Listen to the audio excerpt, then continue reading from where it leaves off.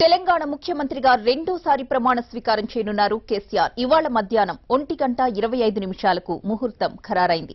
సింహం సింగిల్ గా వస్తుందంటూ ఎన్నికల్లో తలబడి బంపర్ విక్టరీ కొట్టిన సీఎం కేసీఆర్ ప్రమాణ స్వీకారం కూడా ఒక్కడే చేయబోతున్నారు. లెక్కలన్నీ పక్కాగా తేల్చాకే మంత్రివర్గాన్ని ఏర్పాటు చేసుకోబోతున్నారు.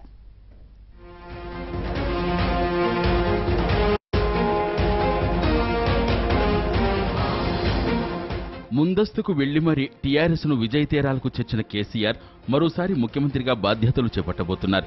తెలంగాణ ముఖ్యమంత్రిగా రెండవసారి ప్రమాణ స్వీకారం చేయనున్నారు. ఈ రోజు మధ్యాహ్నం 1:25 ముఖ్యమంత్రిగా కేసీఆర్ తో ప్రమాణ స్వీకారం చేయించనున్నారు గవర్నర్ నరసింహన్. రాజ్భవన్లో జరిగే ఈ కార్యక్రమానికి ఇప్పటికే ఏర్పాట్లు పూర్తయ్యాయి. ప్రమాణ స్వీకార కార్యక్రమాన్ని నిరాడంబరంగా జరపాలని నిర్ణయించారు.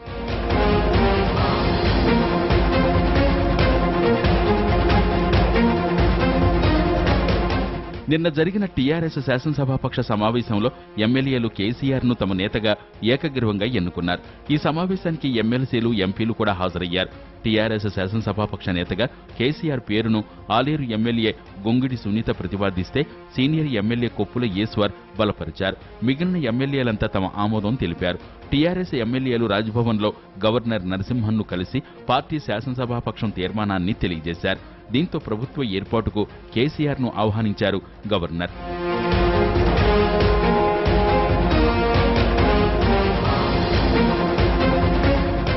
శాసనసభాపక్ష సమావేశంలో కేసీఆర్ సుమారు అరగంట పాటు మాట్లాడారు. ప్రజల తీర్పు బాధ్యత పెంచిందని, ప్రజలతో కలిసిమెలిసి ఉండాలని శాసనసభ్యులకు దిశానిర్దేశం చేశారు. తెలంగాణలో టీఆర్ఎస్ హవా ఉందని, పార్లమెంటు ఎన్నికల వరకు దీన్ని కొనసాగించాలని సూచించారు. ముందుగా పంచాయతీ ఎన్నికలకు సిద్ధం కావాలని, ఆ తర్వాత పార్లమెంటు ఎన్నికలకు రెడీ అవ్వాలని చెప్పినట్లు పార్టీ వర్గాలు తెలిపాయి. కేబినెట్లో అన్ని వర్గాలకు స్థానం ఉంటుందన్న కేసీఆర్ వ్యాఖ్యలతో అందరిలో ఊహాగానాలు మొదలయ్యాయి. ముఖ్యమంత్రితో పాటు మరికొందరు మంత్రులుగా ప్రమాణం చేస్తారని ప్రచారం జరిగినా అలాంటిదేమీ లేదని తేలిపోయింది. 4 ప్రమాణం చేస్తారని, లేదు సీఎంతో పాటు మరొకరు ప్రమాణం చేస్తారని ఊహాగానాలు నడిచాయి.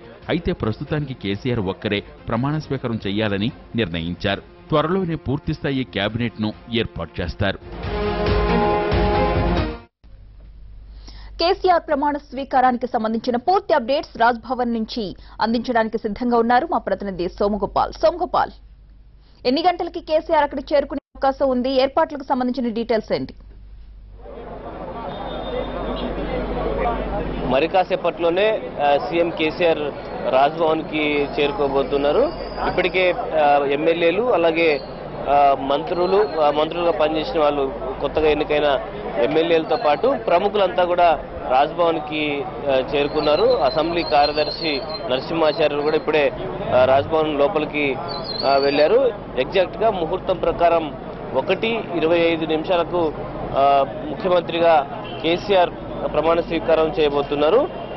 కేసీఆర్ ఒక్కరే ఇవాళ ప్రమాణ స్వీకారం చేయబోతున్నారు. కేసీఆర్ తో పాటు ఒకరు లేదా ఇద్దరు ప్రమాణ స్వీకారం చేస్తారని ముందుగా ప్రచారం జరిగినప్పటికీ సీఎంగా రెండోసారి కేసీఆర్ మాత్రమే ఇవాళ రాజ్భవన్లో ప్రమాణ స్వీకారం చేయబోతున్నారు. ఎమ్మెల్యేలు, ఎంపీలు అలాగే ప్రముఖులందరికీ కూడా సీఎం ప్రమాణ స్వీకారానికి ఆహ్వానం పంపారు.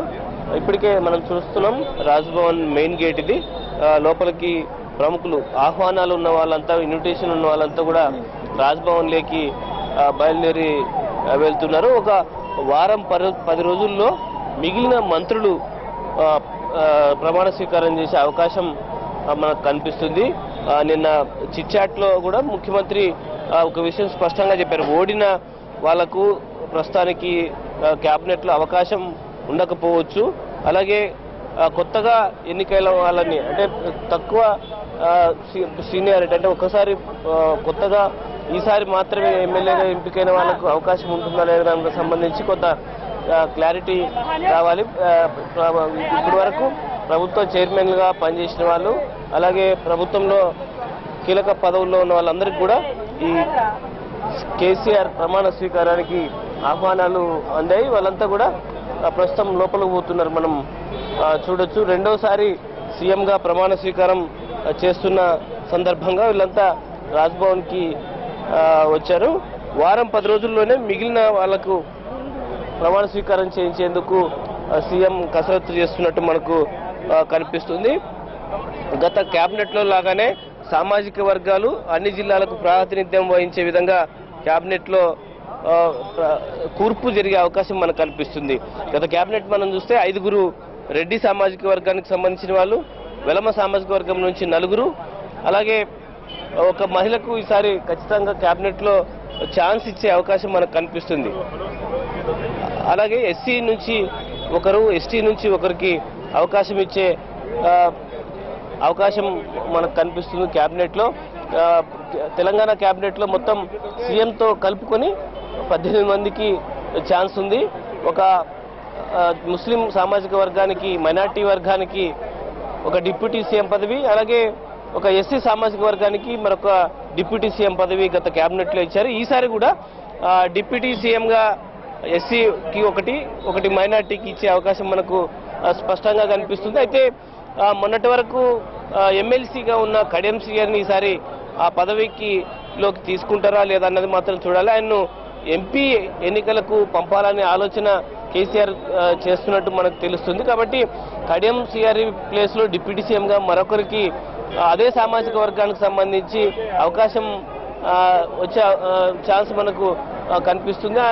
ఆ పోటీలో ఆరూరు రమేష్తో పాటు బాల్కా సుమన్, అలాగే మరికొంతమంది ఆ సామాజిక వర్గం రాజయ్య గతంలో కడియం శ్రీగారి కంటే ముందుగా డిప్యూటీ సీఎంగా రాజయ్య చేశాడు. మళ్ళీ రాజయ్య పేరును కూడా పరిశీలిస్తున్నట్టు మనకు తెలుస్తుంది. ఇంకా మైనార్టీ వర్గానికి సంబంధించి డిప్యూటీ సీఎం పదవి ఉంది. అందులో మళ్ళీ ఒకసారి మహమూద్ అలీకే అవకాశం ఇచ్చే పరిస్థితి మనకు స్పష్టంగా కనిపిస్తుంది. ఆయన పర్ఫార్మెన్సు, ఆయన పార్టీలో ఆయన ఉపయోగం, వీటన్నిటిని దృష్టిలో ఉంచుకొని మళ్ళీ మహమూద్ అలీకి మరోసారి అవకాశం ఇచ్చే అవకాశం మనకు కనిపిస్తుంది. ఖచ్చితంగా 4 మంత్రులు ఓడిపోయిన పరిస్థితుల్లో కొత్త వారికి అవకాశాలు ఉంటాయి. అలాగే మొత్తం గత కేబినెట్లో పనిచేసిన అందరికి కూడా అవకాశాలు లేవు అన్న ప్రచారంతో, కేసీఆర్ లెక్కలతోటి కొత్తగా ఎక్కువ మంది కేబినెట్లోకి వచ్చే అవకాశం కనిపిస్తుంది. రాబోయే పార్లమెంటు ఎన్నికలను దృష్టిలో ఉంచుకొని, అలాగే త్వరలో పంచాయతీ ఎన్నికలను కూడా ఎదుర్కోబోతున్న పరిస్థితుల్లో అన్ని లెక్కలు వేసుకొని సామాజిక వర్గాలు, అలాగే జిల్లాల ప్రాతినిధ్యం, వీటన్నిటిని లెక్కగట్టి ఈసారి కేబినెట్ కూర్పు చేసే అవకాశం మనకు కనిపిస్తుంది. అందుకోసం దానికి కొంత సమయం తీసుకొని చేయాలనే ఉద్దేశంతో ఒక వారం 10 రోజుల్లో ఈ మొత్తం కేబినెట్ కూర్పు, కొత్త మంత్రులుగా ప్రమాణ స్వీకార కార్యక్రమం పూర్తి చేసే అవకాశాలు మనకి కనిపిస్తున్నాయి. మరి కాసేపట్లోనే రాజ్భవన్కి కేసీఆర్ చేరుకోబోతున్నారు. ఇప్పటికే కొంతమంది ప్రగతి భవన్కి చేరుకున్నారు. ముఖ్యమంత్రితో పాటు వాళ్ళంతా రాజ్భవన్కి చేరుకోబోతున్నారు. ఒక వారం 10 రోజుల గ్యాప్లో మొత్తం కేబినెట్ కూర్పు పూర్తి చేసి ఒకేసారి మంత్రులందరితో ప్రమాణ స్వీకారం చేయించే అవకాశాలు మనకు కనిపిస్తున్నాయి. అలాగే స్పీకర్గా ఉన్న మధుసూదనాచారి ఓడిపోవడం వల్ల ఎమ్మెల్యేలతో ప్రమాణ స్వీకారం చేయించే ప్రక్రియ ఉంది. ప్రొటెం స్పీకర్గా ఉన్న వాళ్ళలో సీనియర్ను ఎంపిక చేసి వాళ్ళతో ఎమ్మెల్యేలతో ప్రమాణ స్వీకారం చేయించే ప్రక్రియ ఉంది. అది 1-2 రోజుల్లోనే ఉండే అవకాశం మనకు కనిపిస్తుంది. ఇవాళ అసెంబ్లీ ఎప్పుడు ప్రారంభం కావాలి, ఎప్పుడు సమావేశం కావాలనే దానికి సంబంధించి ఇవాళే ఒక నిర్ణయం తీసుకునే అవకాశం మనకు స్పష్టంగా కనిపిస్తుంది. 1-2 రోజుల్లో అసెంబ్లీని సమావేశపరిచి కొత్తగా ఎమ్మెల్యేలుగా ఎన్నికైన వాళ్ళందరితో కూడా ప్రమాణ స్వీకారం చేయించే అవకాశం ఉంది. అంటే మంత్రుల ప్రమాణ స్వీకారానికి ముందే ఆ ప్రక్రియను కూడా పూర్తి చేసే అవకాశం కనిపిస్తుంది. ఆ తర్వాత కొత్త స్పీకర్గా ఎవరిని పెట్టాలన్న దాని మీద ఇప్పటికే చర్చలు జరుగుతున్నాయి. స్పీకర్గా ఉన్న మధుసూదనాచారి ఎన్నికల్లో ఓడిపోవడంతో ఆయన ప్లేస్లో ఉన్న వాళ్ళలో సీనియర్, అలాగే సామాజిక వర్గాన్ని కూడా దృష్టిలో ఉంచుకొని కొత్త స్పీకర్ ఎంపిక ప్రక్రియ చేసే అవకాశం మనకు కనిపిస్తుంది. అనుమతి ఉన్న వాహనాలు మాత్రమే రాజ్భవన్ లోపలికి పంపిస్తున్నారు. పాస్ లేని వెహికల్ని కూడా లోపల పోనీయకుండా బయటికి పంపించేస్తున్నారు.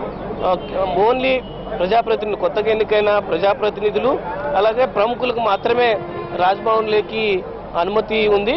ముఖ్యమంత్రి మరి కాసేపట్లోనే ఇక్కడికి ప్రమాణ స్వీకారానికి కేసీఆర్ వస్తుండటంతో రాజ్భవన్ బయట భారీగా బందోబస్తు ఏర్పాటు చేశారు. అలాంటి ఆటంకం లేకుండా ప్రమాణ స్వీకారోత్సవ కార్యక్రమం పూర్తయ్యేందుకు అన్ని ఏర్పాట్లు పూర్తి చేశారు. మరి కాసేపట్లోనే కేసీఆర్ రాజ్భవన్ కి చేరుకోబోతున్నారు. రెండవసారి ముఖ్యమంత్రిగా కేసీఆర్ మరి కాసేపట్లో ముహూర్తం ప్రకారం ఆయన ప్రమాణ స్వీకారం చేస్తున్నారు. 1:25కి పండితులు సూచించిన ముహూర్తం ప్రకారం ఆయన రాజ్భవన్ లో ప్రమాణ స్వీకారం చేయబోతున్నారు. ప్రతిభ. రైట్.